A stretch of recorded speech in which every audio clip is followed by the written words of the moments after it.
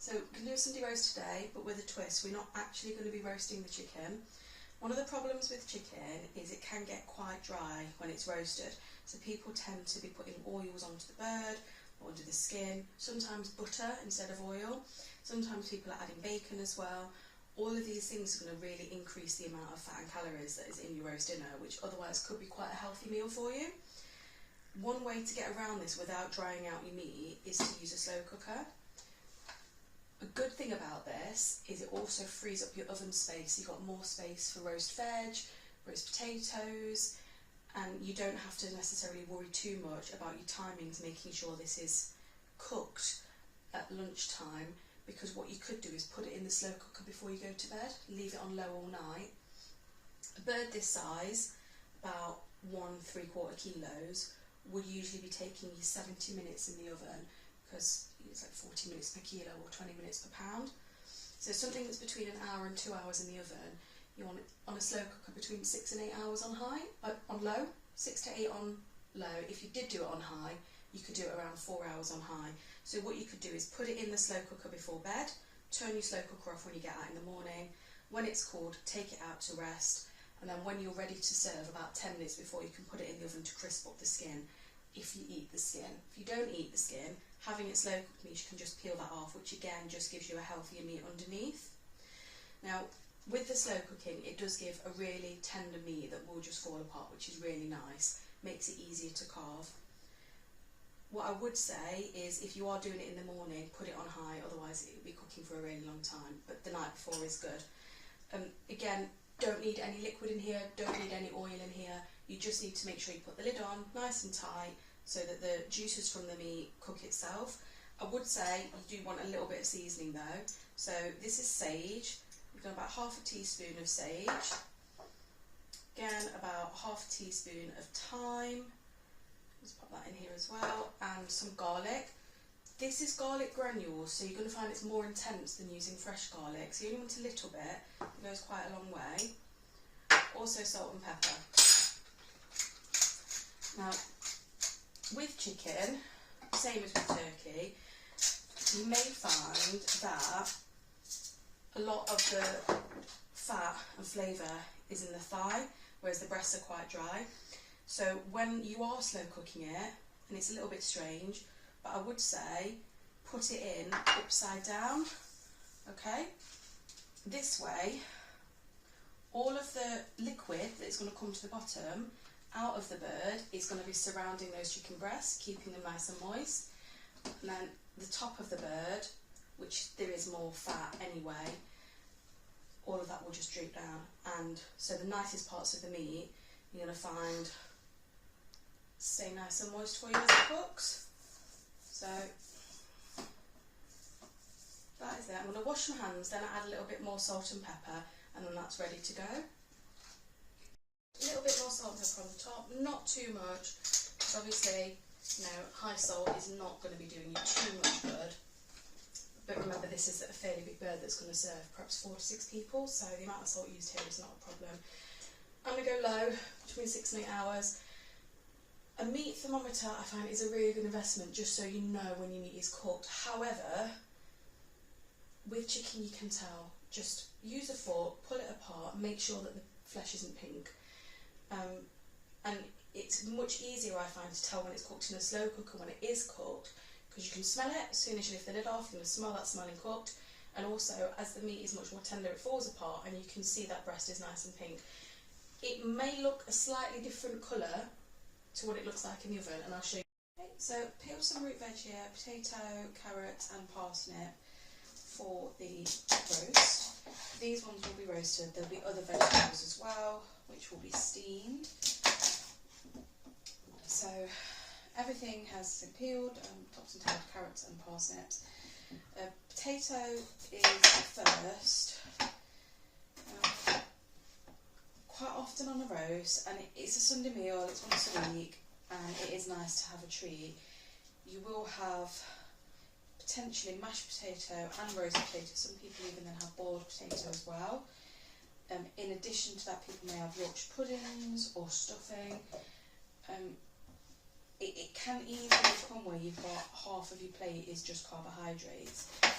And that's fine if you if you have a busy day, you want to get a lot of energy from your food, that's all okay. But you may want to have slightly fewer carbs and perhaps a little bit more veg, which is what we're going to do with this. So in here you've got just the one potato. This means then if two people are eating this, it's half a potato each. Still actually quite a lot when you look at that for the number of roasters that person's going to have. You could have these roasters perhaps between 2 adults and 2 children if you want a very small portion. Because of course the rest of your meal is going to be very bulked out with your carrots, parsnips and other vegetables. Now if you did want to have another form of carbs alongside your roasters, perhaps instead of having both mash and roast potatoes, you could have one type of potatoes and then either stuffing or Yorkshire pudding. It's really up to you.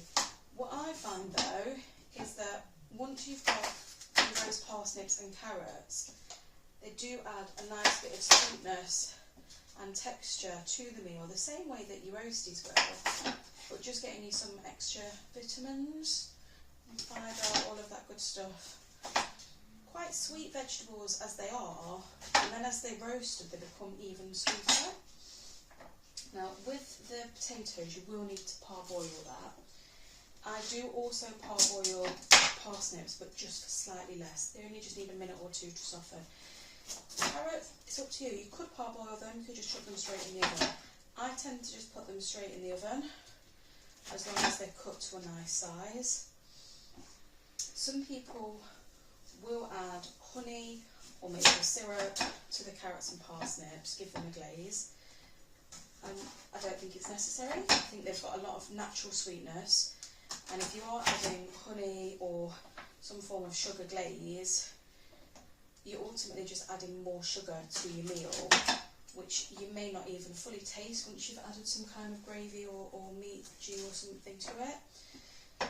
So I'm going to just roast these very simply with just a little bit of salt and pepper and the natural sugars from the vegetables only. So here's our parsnips. Going to add these in a moment. I just want them off my chopping board for now. So once those potatoes have been bubbling up for a minute or 2, we can parboil the parsnips as well. So these are quite big carrots, so the way that I'm doing it is just half and then each half into 4 pieces. If they do still feel a bit fat, you could make them smaller. What I would say is if you are roasting carrots, in the oven they will sort of shrink down ever so slightly, as will your parsnips. Of course the water content from the vegetables will just sort of evaporate off as it cooks, so they will look a bit smaller on the plate than what they do raw. So that kind of thickness is okay. If you want to make them smaller, of course you can do.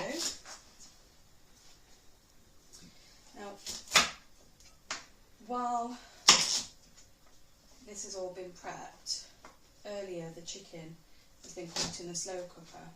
That's turned off now because it is fully cooked, and we'll take a look at that next once these are in the oven.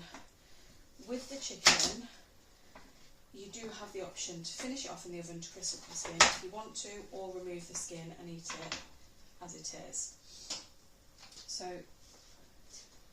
that will be the next job. Now these potatoes are starting to boil.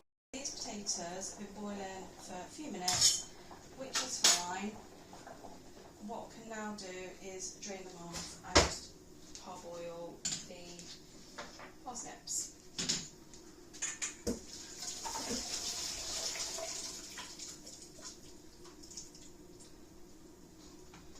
So you could do that at the same time. I can't see any reason why that would cause a problem.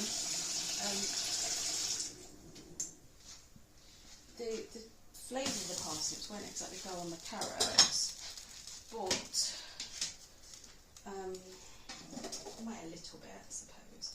So here's the potatoes.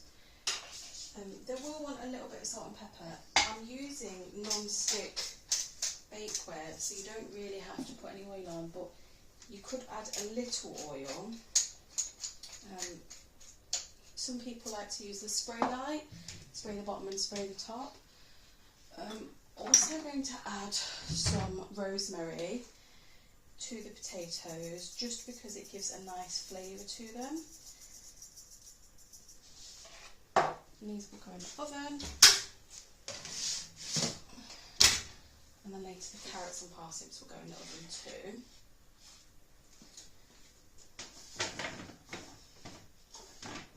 A very big tray for the veggies, because you don't want them to be crowded. You can have half carrots, half parsnips on there. Now we'll have a look at this chicken. So what I will tell you ahead of time is you will find that it does fall apart slightly, just because it's been cooked slowly. So remember, this went in upside down, and all in the bottom there you have got all of those juices from the meat, which will make fantastic gravy. It is just chicken stock. See what I mean about falling apart? So here is your chicken. It's quite hot, so if you're putting it in the oven, you can, instead of putting it on this chopping board, you pop it straight on a tray, put it in there for 10 minutes. If you're not putting it in the oven because you want to just take the skin off, just like this. If you were to use your fingers, you would burn yourself. It's very, very hot, but you can just use a fork. So now there's no fat added to this, no butter, no oil. And you're removing the skin now, which has got the most fat in it. And then here are your chicken breasts. You can see that they are cooked all the way through. There's no pink there, but they are very moist and just sort of pulling apart. Okay. Now, if people did want thigh meat, again, you can pull it off the bone. You can serve it on the bone, however you like. If you were going to carve this, get a nice sharp knife and then a plate to put your meat onto. I personally do just like to pull it off the bone. It doesn't really need carving, you see. And then serve it like this, and it's just the easiest chicken you will ever serve in your life, because it just falls where it should fall. Once it is off the bone, you can, of course, slice it thinner. You can slice it while it's here, look. A bit more of a traditional slicing for a roast this way, rather than just pulling all the chicken off, but it's going to fall apart slightly.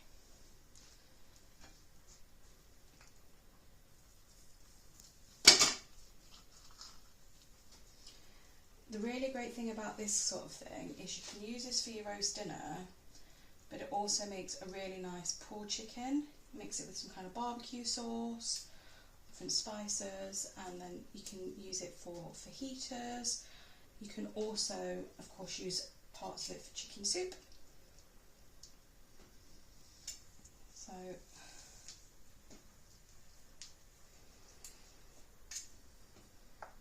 I'm only actually going to be making chicken for 2 people today.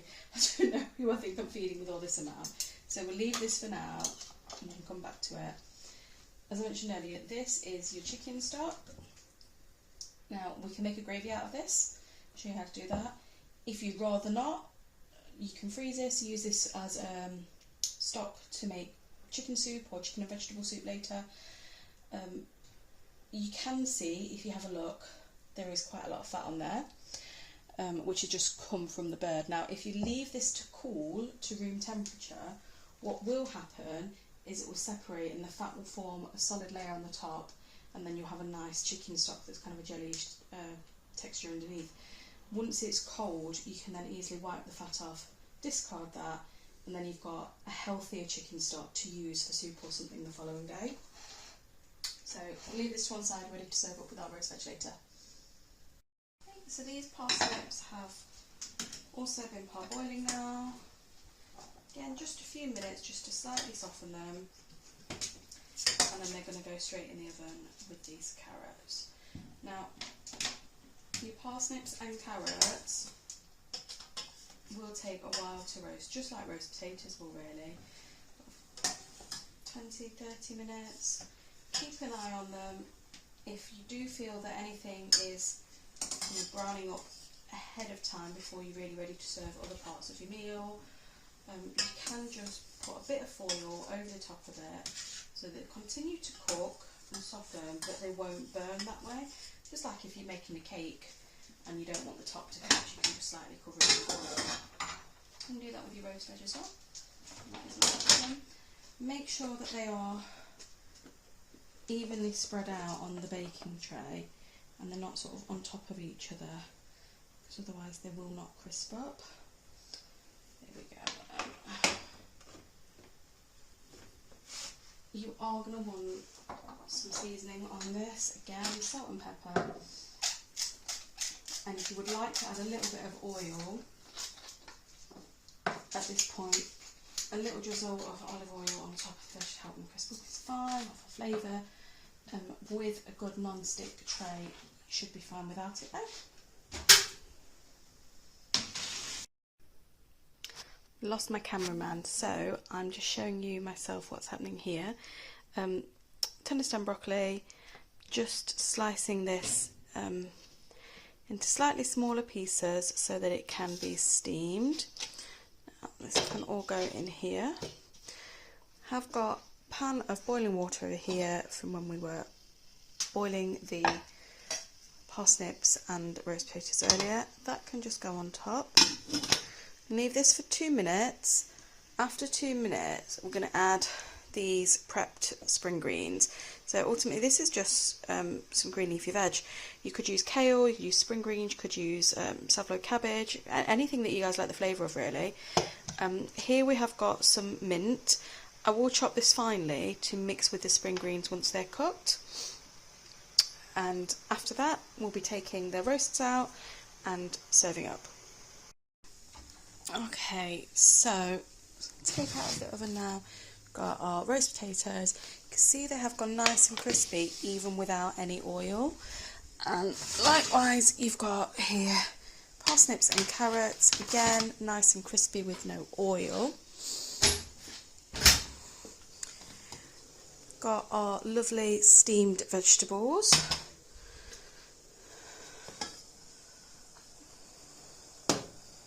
Now we can use some of this boiling water to make gravy with the chicken stock from earlier. Could just use gravy granules, you could use the chicken stock, a little bit of seasoning, some flour to thicken if needs be. Right here is the chopped mint. You can see I've just taken the leaves off the stalk and then chopped this quite fine. I'll place this into this bowl here so we can mix the spring greens through with it. So here are the spring greens in the bowl with that mint. Ooh, that's a lot of steam on the camera. So this just mixed up, and then that is some nice fresh mint flavour in with the spring greens, which are really nice and tender now.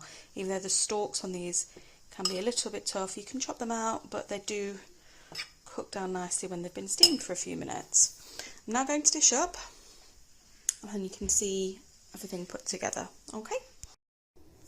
So here we've got quite a thick veggie gravy. This is made from vegetable gravy granules and the water that we used to boil the vegetables earlier. Now into this you can just add a couple of spoons of this chicken stock from earlier to make quite a meaty gravy. Taste as you go, and then as is right for you. Here we've got now the spring greens, the mint, the veg and the roast carrots and parsnips, and then here is the chicken. You've got the white meat and the thigh meat and so on. So one of these is not going to have anything because it's for a vegetarian, but you could add more meat or less meat, but ultimately you do want this balance where, you know, sort of the majority of your plate is vegetables and then you've got your protein and your carbs as well. So now I'm just going to add a little bit of gravy and we are all good to go.